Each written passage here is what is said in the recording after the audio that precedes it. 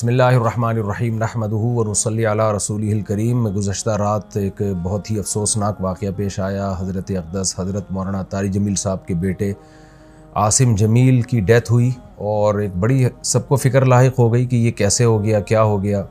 अब उनके बेटे का मौलाना यूसुफ जमील साहब का बयान सामने आया है कि उसने ख़ुद को गोली मार के हलाक किया और डिप्रेशन का वो पेशेंट था।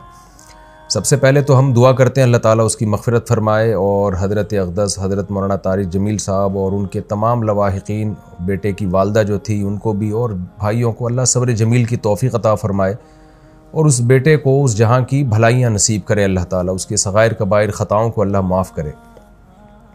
मैं जो ये बयान रिकॉर्ड करवा रहा हूँ इसका एक बड़ा मकसद जो है वो उन लोगों को जवाब देना है जो इस अमल को ख़ुदकुशी करार दे रहे हैं, क्योंकि मैंने भी कुछ कमेंट्स पढ़े हैं, कुछ लोगों के नेगेटिव कमेंट्स हैं। आपको पता है कि दीनदार तबके की तरफ से कुछ लोग ऐसे मुखालिफ लोग हैं उलमा के, दीनदारों के, कि उनको मौका चाहिए होता है प्रोपेगेंडा करने का।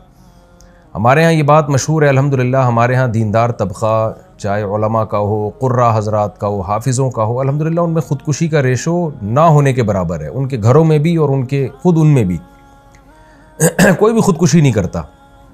और ये बात बड़े फ़ख्र से बयान की जाती है कि कारी हज़रात की तनख़्वाहें देखें आप, आइम्मा किराम की तनख़्वाहें देखें, उनके मसाइल देखें, उसके बावजूद वो ख़ुदकुशी की तरफ नहीं जाते, इसलिए कि अल्लाह ने उनको सब्र दिया है। और याक़ूब अलैहिस्सलाम को हम देख लें ना कि सारी ज़िंदगी बेटे के गम में रोते रहे मगर ख़ुदकुशी की तरफ नहीं गए। तो यहाँ बहुत से लोग ये सवाल उठा रहे हैं कि इतना दीनदार घराना और बेटे ने ख़ुदकुशी कर ली। इसका जवाब मौलाना यूसुफ जमील साहब की तरफ से अल्हम्दुलिल्लाह आ चुका है कि वो भाई डिप्रेशन का पेशेंट था, वो उसको इलेक्ट्रिक के झटके दिए जाते थे, मेडिसिन खाता था वो, और डॉक्टरों ने ये भी हिदायत की हुई थी कि इसके पास कोई ना कोई रहना चाहिए, कुछ भी कर सकता है।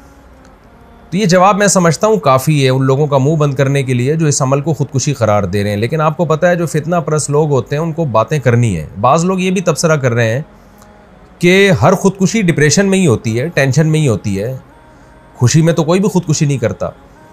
तो देखें ये टॉपिक डॉक्टरों का है, डॉक्टर बताते हैं और हमने मुशाहिदा भी किया है कि डिप्रेशन दो तरह की होती है। एक डिप्रेशन तो आम लोग जो दुनिया की मोहब्बत में डिप्रेशन में गए हुए हैं, एक डिप्रेशन वो होती है जो किसी दिमागी बीमारी की वजह से होती है। इसमें दीनदार लोग भी मुब्तला हो सकते हैं और इसका इलाज ये नहीं है कि उसको सब्र की तलकीन की जाए, इसका इलाज मेडिसिन होती है, दिमाग में कुछ केमिकल आगे पीछे हो जाते हैं। ऐसे बहुत सारे पेशेंट हमने अपनी ज़िंदगी में देखे हैं, बहुत अच्छे लोगों को जिन्होंने बड़ी बड़ी टेंशनें झीली हैं, बर्दाश्त की हैं, लेकिन वो बैठे बैठे डिप्रेशन में चले जाते हैं। मेडिसिन लेते हैं तो सेट हो जाते हैं, वो दिमाग के कुछ केमिकल हैं जो आगे पीछे हो जाते हैं।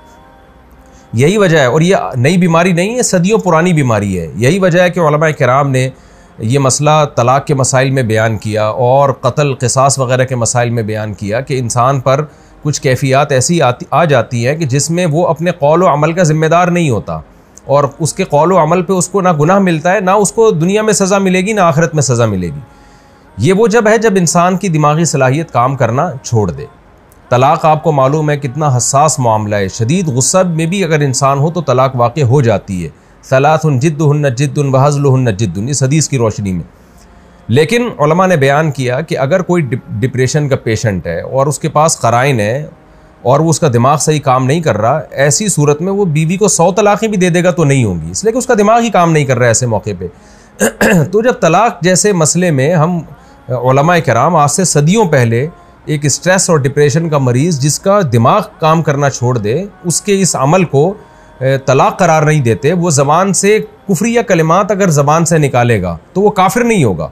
हालांकि कुफ्र तो मजाक में भी अगर आप कुफ्रिया कलिमात ज़बान से निकालते हैं तो आप काफिर हो जाते हैं, लेकिन इतना बड़ा जुर्म भी माफ़ कर दिया अल्लाह ताला ने अगर उसका दिमाग काम नहीं कर रहा। तो ऐसे ही खूब समझ लें कि ऐसा डिप्रेशन का मरीज़ अगर किसी को कत्ल कर देता है या अपने आप को कत्ल कर देता है तो वो ना दुनिया में मुजरिम है, ना अल्लाह के यहाँ वो मुजरिम है। उसमें मलामत करना और किसी को बुरा भला कहना या कोई नेगेटिव बातें करना, ये जो बातें करने वाले लोग हैं वो मुजरिम हो जाएंगे। तो एक डिप्रेशन वो होती है जो दुनिया की मोहब्बत की वजह से, दुनिया की छोटी छोटी बातों को आप बहुत ज़्यादा बढ़ा लेते हैं, ये किसकी वजह से होती है?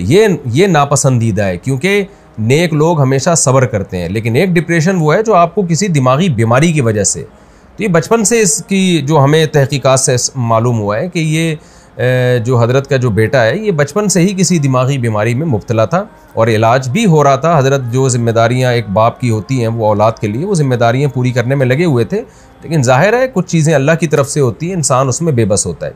तो हम सब इस गम में हज़रत के साथ बराबर के शरीक हैं और हम सब दिल से दुआ करते हैं अल्लाह ताला हज़रत के इस बेटे को उस जहाँ की भलाइयाँ नसीब करे और उस जहाँ की खुशियाँ नसीब करे, और जो भी उनके रिश्तेदार और लवाहिकीन हैं अल्लाह ताला उन सब को सब्र जमील की तौफ़ीक़ अता फ़रमाए, और जो मनफी कमेंट्स करने वाले लोग हैं अल्लाह ताला उनको हिदायत दे।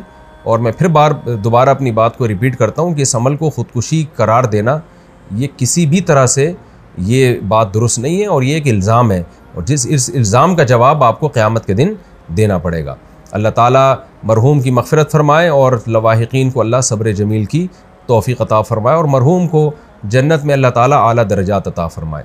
व मा अलैना इल्लल बलाग़।